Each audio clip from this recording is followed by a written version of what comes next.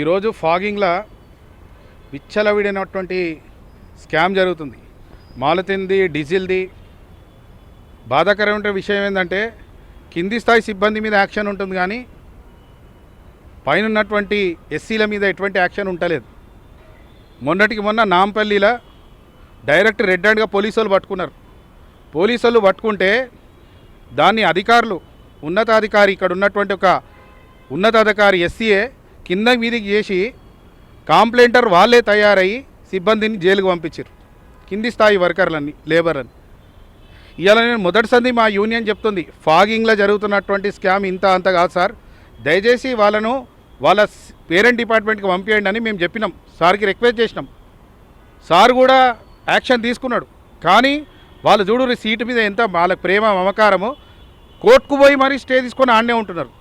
నేను ఒక రిక్వెస్ట్ చేస్తున్నా సార్ తోటి, సార్ మీరు ఇమీడియట్గా ఎవరైతే కోర్టు నుండి స్టే తీసుకొని చాడు ఉంటున్నాడో ఆ వ్యక్తి గతంలో ఏసీబీకి దొరికిండు, జైలుకు పోయిండు, బెయిల్ మీద తీసుకొని వచ్చిండు, తర్వాత ఆ కేసు సెటిల్మెంట్ చేసుకుంటూ కింద మీద పడి, అట్లాంటి వ్యక్తులు మనకు అవసరం లేదు. మా జిహెచ్ఎంసీ ఎంప్లాయీ కాదు, డిప్యుటేషన్లో వచ్చినటువంటి ఆ ఎస్సీని ఇమీడియట్గా హెడ్ ఆఫీస్కి సరెండర్ చేయరు.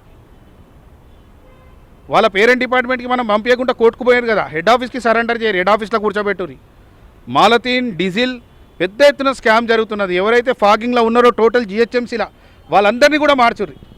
మా యూనియన్ ఉన్నది, ఆ యూనియన్ అంటలేం మనం. పెద్ద పెద్ద తిమ్మింగాలు యూనియన్ లీడర్ల మస్కులలోనే తిరుగుతున్నారు. ఎవరైతే ఎంటమాలజీ ఉద్యోగులమని చెప్పుకుంటున్నారో వాళ్ళని మార్చారు, ఫస్ట్ ట్రాన్స్ఫర్ చేయండి. ఎస్సీలు ఉన్నారన్నా ఇన్వాల్వ్ అయ్యి మొన్నటి వరకు ఏఈలను సూపర్వైజర్లను చేసిరు, వాళ్ళు ఉన్నారు.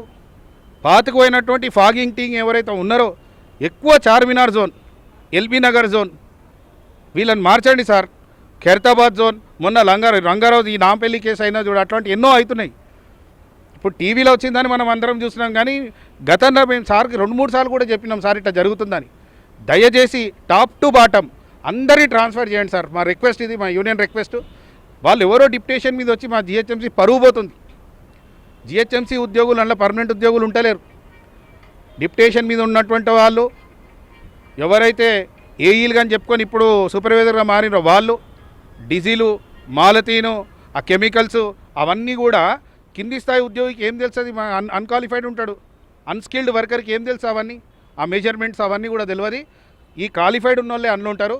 దయచేసి వీళ్ళని ఎవరైతే లాంగ్ స్టాండింగ్ ఉన్నారో వాళ్ళ డిపార్ట్మెంట్కి పంపించరు. ఇన్ కేస్ డిపార్ట్మెంట్కి పంపించకపోతే హెడ్ ఆఫీస్కి సరెండర్ చేయండి. అసలు స్కామ్ ఏ విధంగా జరుగుతుంది? దీనిలో డీజిల్ కానీ మెలాతిన్ కానీ ఎట్లా అమ్ముకుంటారు, ఎట్లా అవుతుంది? ఈ మలాతిన్ అనేది అందరి దగ్గరికి వెళ్ళి కలెక్ట్ చేసి ఒక టీం ఉన్నది.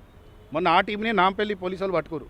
ఆ టీం ఏం చేసేదంటే అందరి దగ్గర కలెక్ట్ చేసుకొని మళ్ళీ అదే మాలతిని బిల్ పెట్టి కింద మీద చేసే ఈ ఉన్నదాన్ని తీసుకురాకుండా తీసుకొచ్చి మనం చూపెడతారు. దీంట్లో పెద్ద ఎత్తున చెయ్యి ఎస్సీలది ఉంటుంది.